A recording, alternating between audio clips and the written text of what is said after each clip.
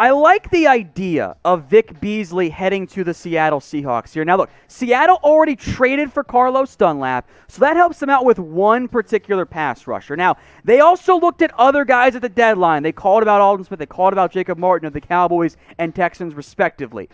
And Beasley does fit well in that Seahawks scheme. They tend to use one of their linebackers. It was Bruce Irvin. Now they've kind of rotated guys as almost a fifth front guy, as that strong side, that 4-3 Leo type of player, almost an extra defensive end outside linebacker hybrid. And that's what Beasley did a lot of in Atlanta. He filled that same role in what was a former Seahawks DC Dan Quinn scheme.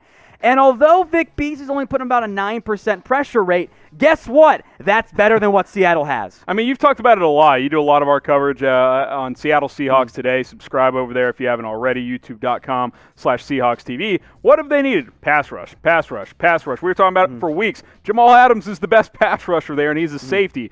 Look, Vic Beasley's no beast, but could he be a rotation pass rusher? I mean, look, Jonathan Bullard is producing as really almost a hybrid defensive tackle, defensive end. Benson Mayo is a nice piece. I think you see Carlos Dunlap's numbers go up and a better scheme fit for him. Yep. But even though Vic Beasley isn't great, I think he becomes one of your better pass rushers. Yep. Like, at that point, I'm all for it. I think it makes some sense for Seattle in particular. And maybe the approach of going volume, if you don't have that true dominant guy, you keep guys fresh, 20, 25 snaps a game. Maybe that gets you more pressures as a team overall, and I think that could make sense for Seattle. So do you want to sign Vic Beasley? Type Y for yes, type N for no. Go ahead and cast your votes in the comments section.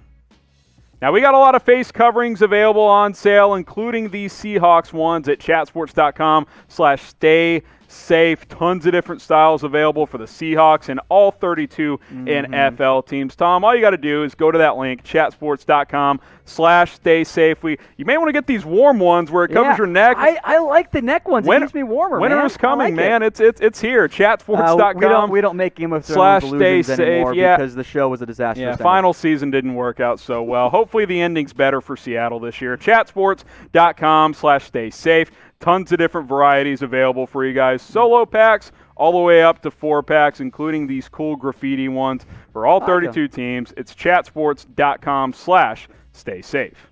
Beasley cut by Tennessee. You're right, on Wednesday. That this had kind of been a known thing. Tuesday it got released. The purpose here, what Tennessee was attempting to do, or I should say is attempting to do, is get someone to claim him. Yep. Beasley signed a 1-year, $9 million deal in NFL free agency. He showed up late to training camp, struggled this year, and now what Tennessee is hoping that, okay, if someone claims him off waivers, because after the NFL trade deadline, even veterans like Beasley, well, they are eligible to be, they actually have to go through waivers. So they have to clear, and then they become a true unrestricted free agent. If someone claims Vic Beasley, they owe him the balance left on his base salary, which is around $3.5 million.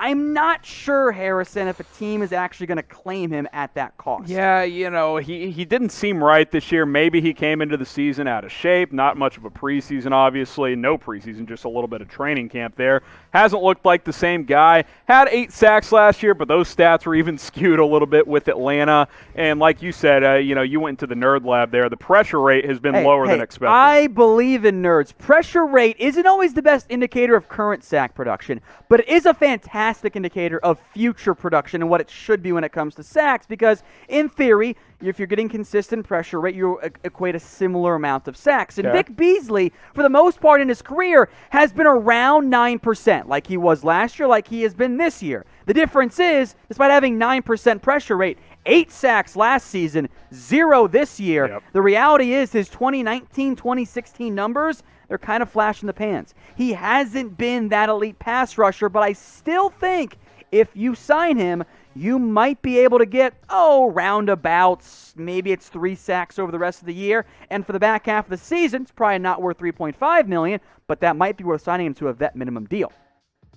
So who should sign Vic Beasley? Go ahead and let us know down in the comments section. We'll make this the pinned comment on today's video. Which NFL team should sign Vic Beasley?